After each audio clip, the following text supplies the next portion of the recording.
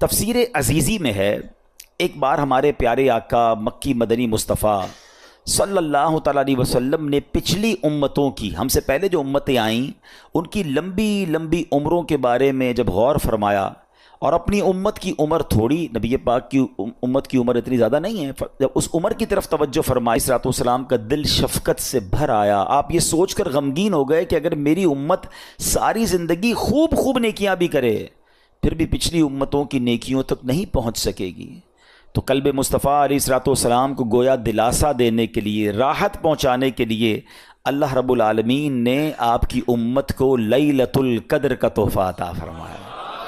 قرآن کہتا ہے بسم اللہ الرحمن الرحیم انا انزلناہ فی لیلۃ القدر وما ادراک ما لیلۃ القدر لیلۃ القدر خیر من الف شہر تنزل الملائکۃ والروح فیہا باذن ربہم من کل امر سلام ہی حتی مطلع الفجر۔ ترجمہ کیا ہے؟ اور تجھے کیا معلوم کہ شب قدر کیا ہے؟ شب قدر 1000 مہینوں سے بہتر ہے۔ انا انزلناہ فی لیلۃ القدر، ہم نے قرآن کو لیلۃ القدر میں نازل کیا، اور تمہیں کیا معلوم لیلۃ القدر کیا ہے؟ شب قدر 1000 مہینوں سے بہتر ہے، اس میں فرشتے اور جبرائیل اترتے ہیں اپنے رب کے حکم سے ہر کام کے لیے، وہ سلامتی ہے صبح چمکنے تک۔ تو یاد رہے کہ یہ جو رات ملی ہے نا، یہ نبی پاک علیہ الصلوۃ والسلام کی خوشی کے لیے، پیارے آقا کو راضی کرنے کے لیے رب نے آپ کی امت کو یہ رات عطا فرمائی۔ ہاں، مولانا حسن رضا خان صاحب کیا خوبصورت بات لکھتے ہیں، بہت پیارا شعر ہے۔ آپ لکھتے ہیں جتنا میرے خدا کو ہے میرا نبی عزیز، جتنا میرے خدا کو ہے میرا نبی عزیز، کونین میں کسی کو نہ ہوگا کوئی عزیز، کونین میں کسی کو ہوگا نہ کوئی عزیز۔ آگے لکھتے ہیں جو کچھ تیری رضا ہے خدا کی وہی خوشی، جو کچھ تیری خوشی ہے خدا کو وہی عزیز۔ تو ایسی شان ہے ہمارے آقا علیہ الصلوۃ والسلام کی، تو جہاں اس رات کے لیے ہم نے اپنے رب کا شکر ادا کرنا ہے، وہاں نبی پاک علیہ الصلوۃ والسلام کا بھی شکریہ ادا کرنا ہے کہ انہوں نے ہماری فکر کی۔ کتنے شفیق ہیں آقا کہ ہماری عمریں تھوڑی تھیں، ہم پیچھے رہ جاتے، پیارے آقا تو نیکوں کے سردار ہیں نا، ان کو تو کوئی فرق نہیں پڑنا تھا، امت پیچھے نہ رہ جائے۔ محبوب پاک کے دل پر غم طاری ہوا، اور اللہ نے اس دل کو غم سے بچانے کے لیے ہمیں ہر سال یہ رات عطا فرما دی۔ اچھا، اب اس رات ہوتا کیا ہے؟ انشاءاللہ جیسے میں نے کہا کہ بہت بڑے بڑے اولیاء کرام، علماء کرام، امام اعظم ابو حنیفہ رضی اللہ تعالیٰ عنہ، ان کا قول یہ ہے کہ لیلۃ القدر 27ویں شب ہوتی ہے، مغفرت کی رات ہے، رحمت کی رات ہے، وہ رات ہے جو 1000 مہینوں سے بہتر ہے، سلامتی کی رات ہے۔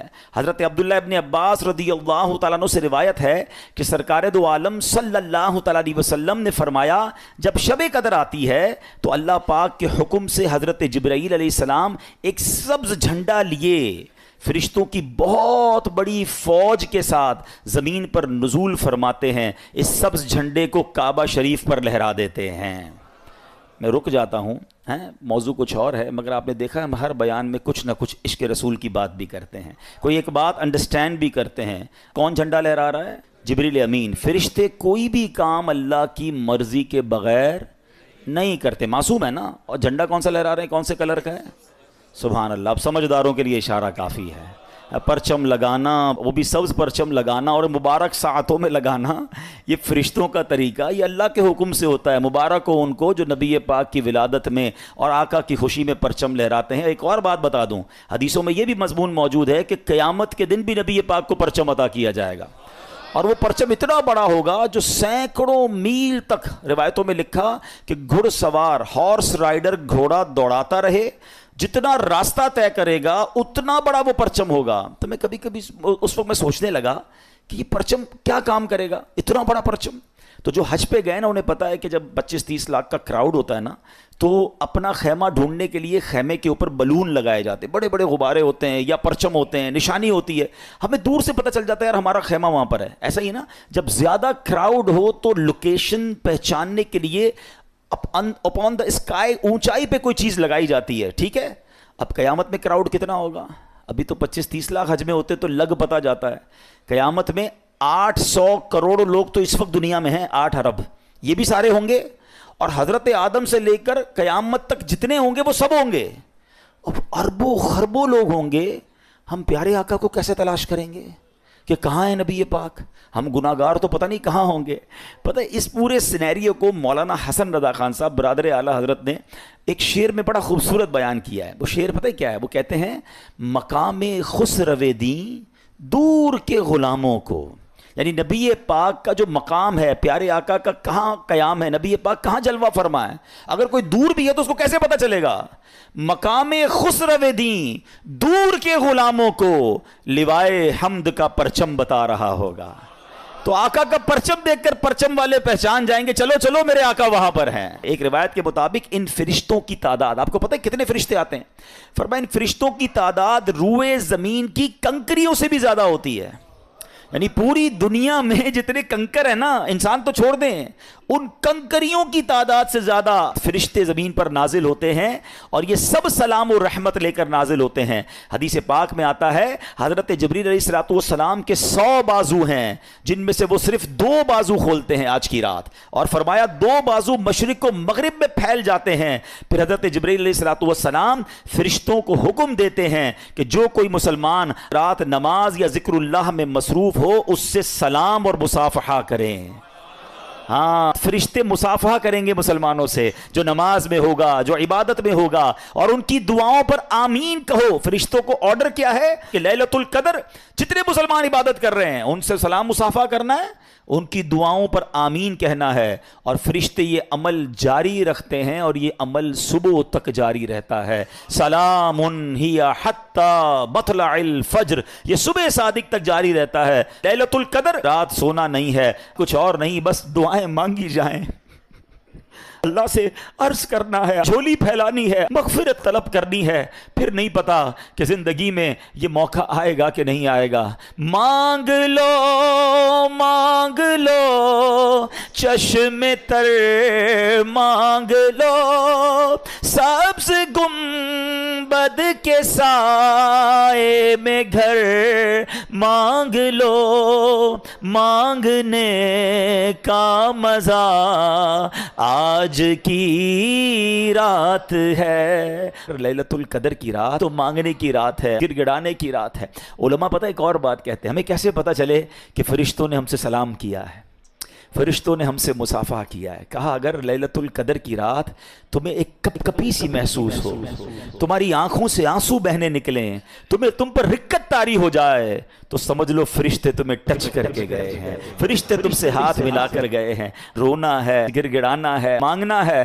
بڑی مبارک رات ہے. پڑھنا کیا ہے؟ بی بی عائشہ صدیقہ رضی اللہ تعالی عنہا نے نبی پاک علیہ الصلوۃ والسلام سے عرض کی، حضور اگر میں لیلۃ القدر کو پالوں تو میں کیا پڑھوں؟ تو پیارے آقا نے جو دعا تعلیم ارشاد فرمائی، آئیے مل کر 3 بار پڑھ لیتے ہیں. اللہم انک عفو کریم تحب العفو فاعف عنا یا غفور یا غفور یا غفور.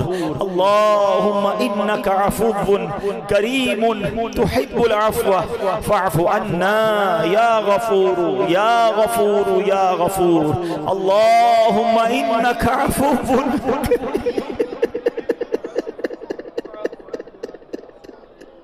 فاعف عنا یا غفور یا غفور.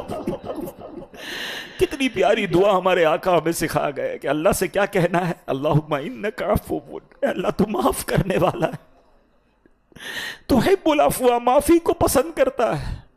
فاعف عنا، اللہ ہمیں بھی معاف کر دے.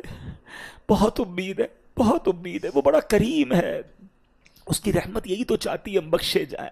یہ کیوں ہمیں رمضان ملا، یہ کیوں عشرہ رحمت آیا، یہ کیوں عشرہ مغفرت آیا، جہنم سے آزادی کا عشرہ. آپ دیکھیں تو صحیح رحمت کا پلان کیسا ہے کہ کہیں نہ کہیں میرے بندوں کی بخشش ہو جائے، کبھی تو کوئی ایسا کام کر لے کہ اس کی بخشش ہو جائے.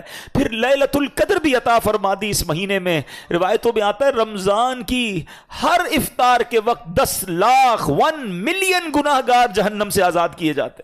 اور پھر رمضان میں جمعہ آتا ہے تو فرمایا ہر گھڑی 10-10 لاکھ گناہگار آزاد کیے جاتے ہیں. لیلۃ القدر تو 1000 مہینوں سے بہتر ہے. ایک اور رات جس کو ہم مس کر جاتے ہیں, مجھے آج اس پر بھی بات کرنی ہے, اور وہ رات ہے, وہ ہے لیلۃ الجائزہ. یہ کون سی رات ہے؟ یہ آنی ہے چاند رات.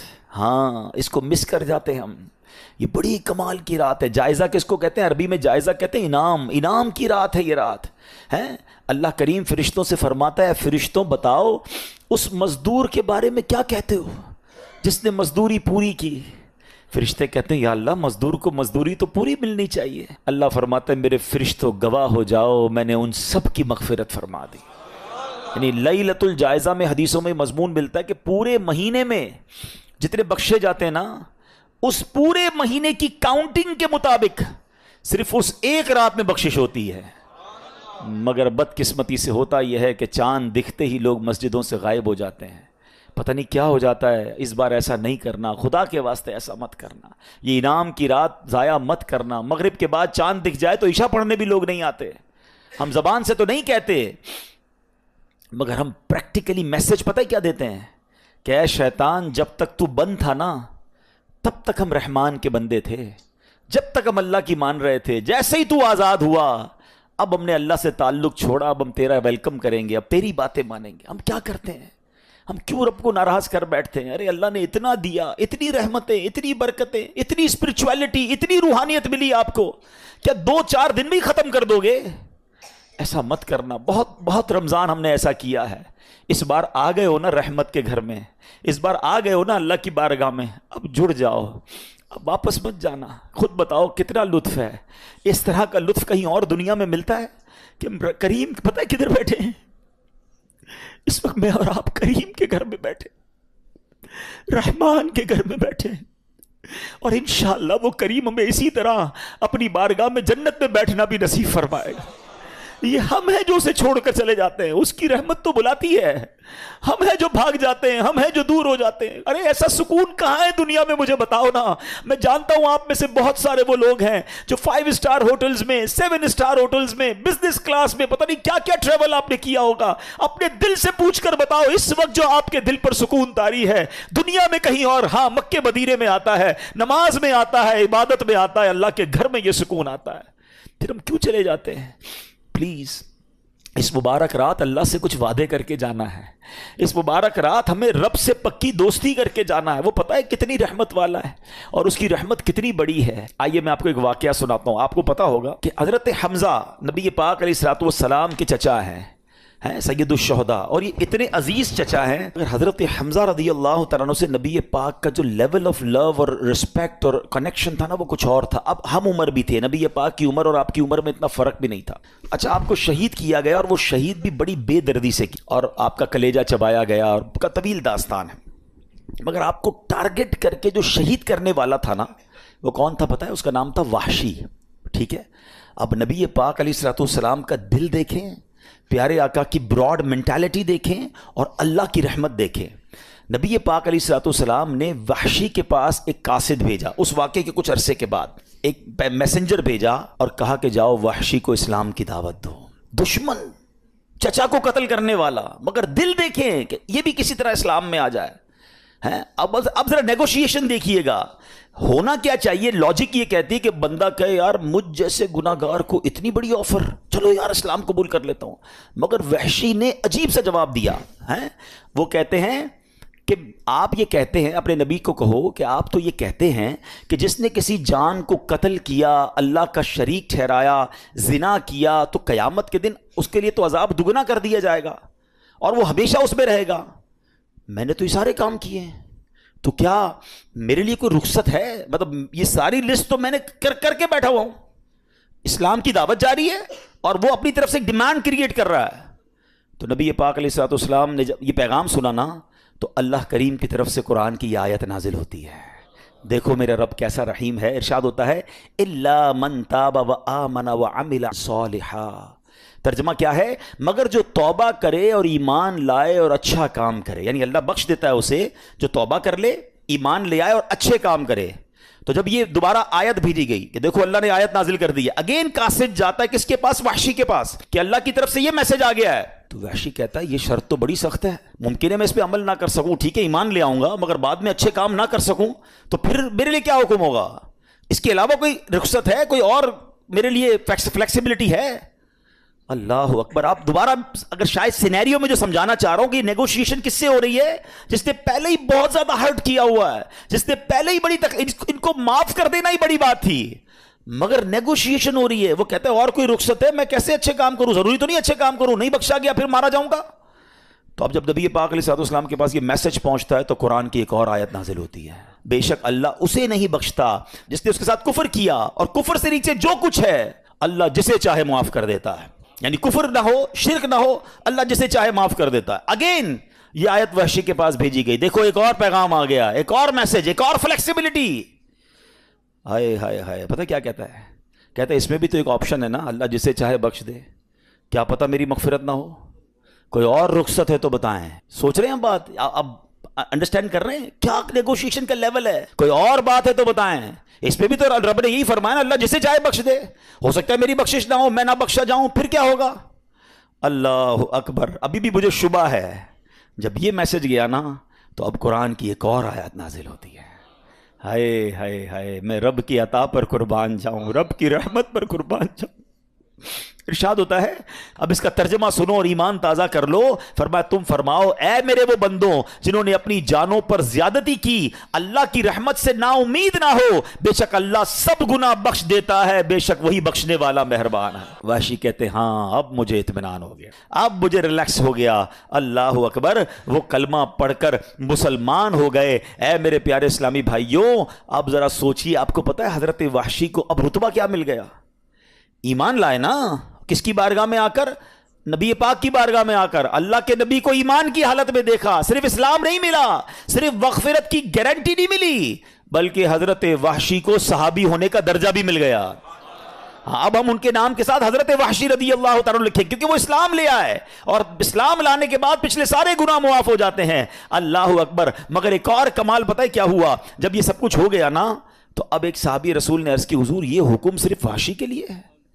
یہ جو آفر تھی یا قرآن کی آیتیں نازل ہوتی گئیں، کیا یہ حضرت وحشی کے لیے یہ ہے؟ یہ سارے مسلمانوں کے لیے ہے؟ سنو، میرے آقا فرماتے ہیں یہ تمام مسلمانوں کے لیے ہے. ہائے ہائے ہائے. اس خوبصورت واقعے سے یہاں نبی پاک کا جو اوپن ہارٹ ہے، نبی پاک کی جو براڈ مینٹالٹی ہے، نبی پاک کی جو معافی اور درگزر ہے، وہ بھی سیکھنے کو مل رہا ہے کہ اپنے چچا کو شہید کرنے والے کو کسی طرح مسلمان کر لوں. وہ ایمان لے آئے، ارے کچھ بھی کر کے اس کے لیے باقاعدہ آفرز کریٹ کی جا رہی ہیں. یہ کیسا دل گردہ ہے. اور ہم اس نبی علیہ الصلوۃ والسلام کے امتی ہو کر چھوٹی چھوٹی باتوں پر دشمنیاں لگائے بیٹھے ہیں، رشتہ داریاں کاٹے بیٹھے ہیں، اپنے دوستوں سے اپنے رشتہ داروں سے نہیں ملتے ہیں. ایسا نہ کریں. دیکھیں یہ اسلام ہے. اور پھر اس کے بعد اللہ کی رحمت تو دیکھو کہ رب نے کیا کیا ارشاد قرآن میں فرما دیے، لا تقنطوا من رحمت اللہ. اے میرے بندوں میری رحمت سے مایوس نہ ہونا، اللہ سارے گناہ معاف فرما دیتا ہے. تو اگر آج ہم بھی گناہ گار ہیں، اگر آج ہم بھی خطا کار ہیں، تو ہمیں اپنے رب کی رحمت سے امید رکھنی ہے. سبحان اللہ. اور پھر اللہ کی رحمت سے مایوس نہیں ہونا. ایک اور واقعہ سنیے، حضرت سیدنا زید بن اسلم رضی اللہ تعالیٰ عنہ سے مروی ہے. کہتے پہلی امت میں ایک شخص کثرت سے اپنے نفس پر سختی کرتا تھا اور لوگوں کو رحمت الہی سے مایوس کرتا تھا. جب اس کا انتقال ہوا تو کسی نے خواب میں دیکھا کہ وہ اللہ عز و جل کی بارگاہ میں حاضر ہے اور عرض کر رہا ہے، اے میرے رب میرے لیے تیری بارگاہ میں کیا اجر ہے؟ تو بارگاہ الہی سے جواب ملا، آگ. کس کو کہا جا رہا ہے؟ جو بہت عبادت کرتا تھا لیکن لوگوں کو ڈراتا تھا، اللہ کی رحمت سے مایوس کرتا تھا. فرمایا تیرے لیے آگ ہے. کہ یا اللہ میری عبادت میری ریاضت وہ کہاں گئی؟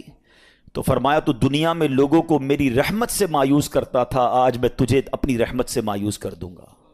لا تقنطوا من رحمت اللہ. اللہ کی رحمت سے مایوس نہیں ہونا ہے. اے میرے پیارے اسلامی بھائیوں، ابن ماجہ کی حدیث ہے، حضرت ابو ہریرہ رضی اللہ تعالیٰ اس حدیث کے راوی ہیں. سرکار دو عالم علیہ الصلوۃ والسلام کا فرمان مغفرت نشان ہے، اگر تم اتنی خطائیں کرو کہ وہ آسمان تک پہنچ جائیں، پھر توبہ کرو تو اللہ عز و جل ضرور تمہاری توبہ قبول فرمائے گا. ہائے ہائے کیسا مالک ہے ہمارا. سنیے ایک اور جگہ اللہ کے حبیب علیہ الصلوۃ والسلام فرماتے ہیں بے شک اللہ عز و جل رات کے وقت اپنا دستے قدرت پھیلا دیتا ہے تاکہ دن میں گناہ کرنے والوں کی توبہ قبول فرمائے, اور دن میں اپنا دستے قدرت پھیلا دیتا ہے تاکہ رات کے وقت گناہ کرنے والوں کی توبہ قبول فرمائے یہاں تک کہ سورج مغرب سے طلوع ہو. یاد رکھیے توبہ کا دروازہ کھلا رہتا ہے. یہ ایک وقت آئے گا قیامت سے پہلے, جب تک وہ وقت نہیں آئے گا نا توبہ کا دروازہ کھلا ہے. اور وہ وقت پتہ ہے کیا ہے کہ جو سورج ہے یہ مشرق سے طلوع ہوتا ہے نا, اور ویسٹ میں ایسٹ سے نکلتا ہے اور ویسٹ میں غروب ہوتا ہے. قیامت سے پہلے ایک دن ایسا آئے گا کہ سورج مغرب سے نکلے گا, اور یہ وہ دن ہوگا جس کے بعد کسی کی توبہ قبول نہیں کی جائے گی. تو ہمیں نہیں پتا وہ دن کب آ جائے. اچھا وہ دن بے شک صدیوں بعد آئے, ہماری سانسیں کب ختم ہو جائیں ہمیں نہیں پتا. تو ہمیں توبہ فوری کرنی چاہیے, توبہ میں تاخیر نہیں کرنی چاہیے, اور اس کی رحمت چاہتی ہے کہ ہم توبہ کر لیں تو وہ ہمارے سارے گناہوں کو معاف فرما دے. اللہ اکبر. ایک اور خوبصورت حدیث پاک سنیے, حضرت سیدنا انس بن مالک رضی اللہ تعالیٰ سے مروی ہے کہ میں نے نبی پاک علیہ الصلوۃ والسلام کو یہ فرماتے ہوئے سنا ہے, اللہ عز و جل ارشاد فرماتا ہے اے ابن آدم اگر تیرے گناہ آسمان کی بلندی تک پہنچ جائیں پھر تو مجھ سے مغفرت کا سوال کرے میں تیری مغفرت فرما دوں گا, اور اس کی ذرہ برابر پرواہ نہ کروں گا. اے ابن آدم اگر تو زمین کے برابر خطائیں لے کر میری بارگاہ میں حاضر ہو تو میں اس کے مطابق تیری بخشش فرما دوں گا, بشرطے کہ تو میرے ساتھ کسی کو اپنا شریک نہ ٹھہرائے. کنڈیشن ایک ہے, شرک نہیں کرنا ہے. اس کے علاوہ جتنے گناہ ہوں سچی توبہ کر لے وہ کریم معاف فرما دیتا ہے. اور وہ کیسا معاف کرنے والا ہے. اے میرے پیارے اسلامی بھائیوں, ایک بار نبی پاک علیہ الصلوۃ والسلام کے ساتھ صحابہ اکرام بھی بیٹھے تھے. عورت سے بچہ بچھڑ گیا تھا, تو ایک عورت بھاگ رہی تھی اور اس نے قیدی بچے کو اٹھا کر اپنے سینے سے لگایا. جب دیکھا کہ بچہ مل گیا, بٹ جس طرح ماں سے بچہ بچھڑ جائے اور وہ دوڑتے ہوئے آ کے بچے کو کیسے پکڑتی ہے, تو صحابہ کرام بھی بیٹھے ہیں, نبی پاک علیہ الصلوۃ والسلام موجود ہیں. اس عورت کو بہت ٹائم بعد اپنا بچہ ملا, اس نے چمٹایا, اسے دودھ پلانے لگی, سینے سے لگا کر رونے لگی. تو پیارے آقا علیہ الصلوۃ والسلام نے فرمایا اس عورت کو دیکھ کر بتاؤ کیا یہ اپنے بچے کو جہنم میں ڈال دے گی؟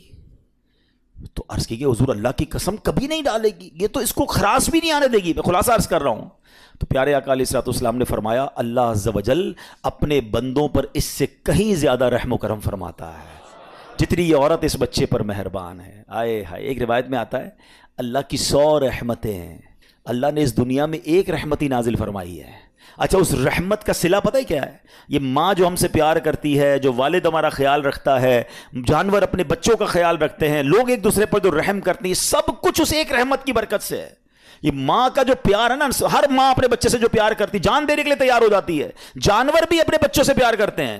روایتوں میں آئیے سب اس ایک رحمت کا صلہ ہے جو پوری دنیا میں آپ کو رحم نظر آتا ہے. فرمایا 99 رحمتیں قیامت کے دن کے لیے باقی رکھی ہیں. اللہ قیامت کے دن وہ 99 رحمتیں شامل کر کے اپنے بندوں کی بخشش فرمائے گا. ہائے ہائے کیسا رحیم کیسا کریم ہے میرا مولا.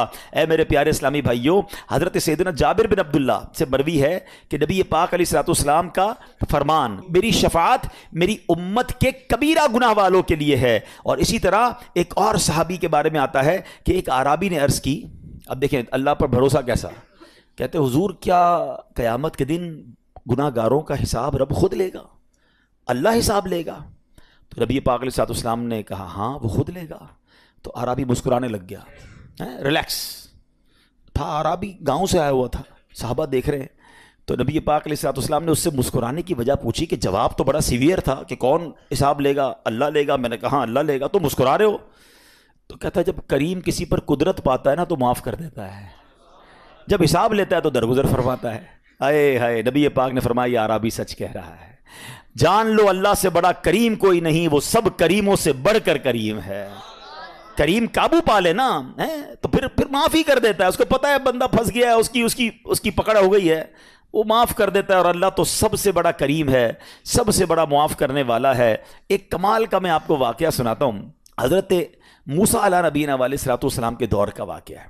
اللہ کریم نے آپ کو حکم دیا کہ اے موسیٰ فلاں علاقے میں جاؤ, میرے ایک ولی کا انتقال ہو گیا ہے, تو اس کا جا کر نماز جنازہ ادا کرو, غسل کفن کا انتظام کرو. آپ ادھر گئے, آپ نے جب غسل کفن کے لیے کوشش کی تو لوگ کہنے لگے آپ کدھر آ گئے, یہ تو بڑا گناہ گار, بڑا بدکار اور زمانے کا بیکار شخص ہے, آپ اس کا جنازہ پڑھنے آئے ہیں. بہرحال آپ نے وہ سارا کچھ کر دیا. پھر اللہ سے کہا کہ یا اللہ بندے تو یہ کہہ رہے ہیں تیرا نافرمان تھا, گناہ گار تھا, اور تو فرماتا ہے تیرا ولی.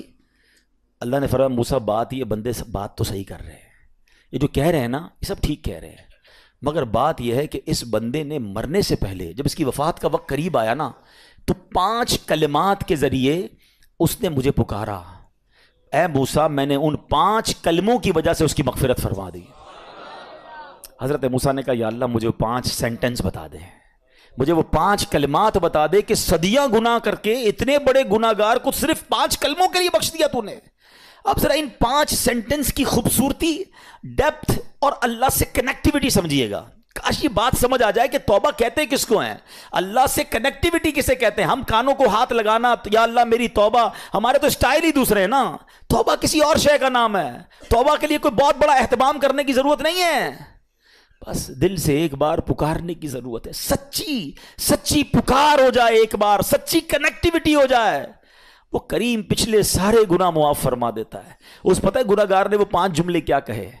وہ کہتا ہے اے اللہ تو جانتا ہے کہ میں نیکوں سے محبت کرتا ہوں اگرچہ خود نیک نہیں ہوں، ہیں ذرا سوچئے، میں خود نیک نہیں ہوں مگر تو جانتا ہے مجھے نیکوں سے پیار بڑا ہے۔ دوسرا سینٹنس کیا تھا؟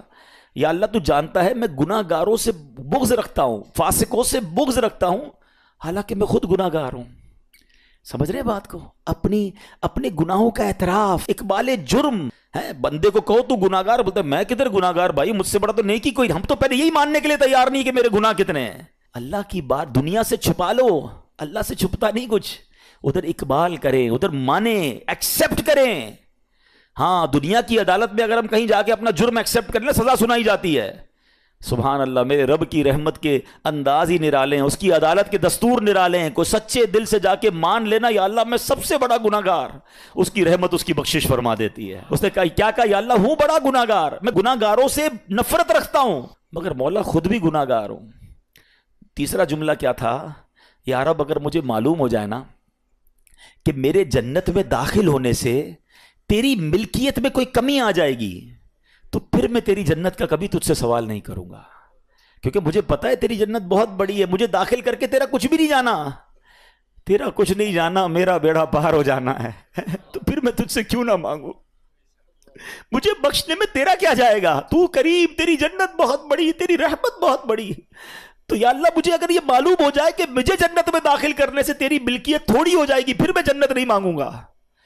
چوتھا سینٹنس کیا تھا؟ یا رب اگر مجھے معلوم ہو جائے کہ میرے جہنم میں داخل ہونے سے تیری ملکیت میں اضافہ ہو جائے گا تو میں جہنم سے تیری پناہ بھی نہیں مانگوں گا۔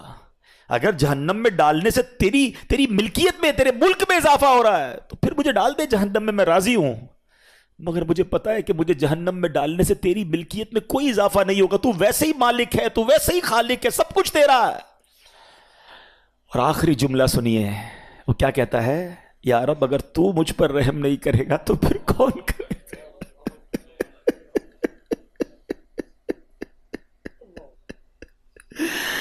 اگر اللہ رحم نہیں کرے گا تو کون کرے گا؟ آج اس کی رحم کی بھیک لینے تو آئے ہیں، آج اس کے کرم کی خیرات لینے تو آئے، ہم مانتے ہیں یا اللہ، ہم سب ایکسیپٹ کرتے ہیں، ہم نے بہت گناہ کیے، ہم نے بہت خطائیں کی، لوگوں سے ڈر لگتا رہا کہ کوئی دیکھ نہ لے، مالک معلوم تھا تو دیکھ رہا ہے، پھر بھی ہم نے گناہ کیے، دروازے بند کر کے گناہ کیے، لائٹ آف کر کے گناہ کیے، علاقے تبدیل کر کے گناہ کیے، ہم سب مانتے ہیں مولا، مگر یہ پتا ہے ہمیں بخش دے گا تو تیری رحمت میں کمی نہیں آئے گی، تیرا جائے گا کچھ نہیں، ہم بھی تیرے بندے ہیں، ہم بھی تیرے بندے ہیں، تیرے محبوب کے امتی ہیں مولا، تو رحم نہیں کرے گا تو کون رحم کرے گا؟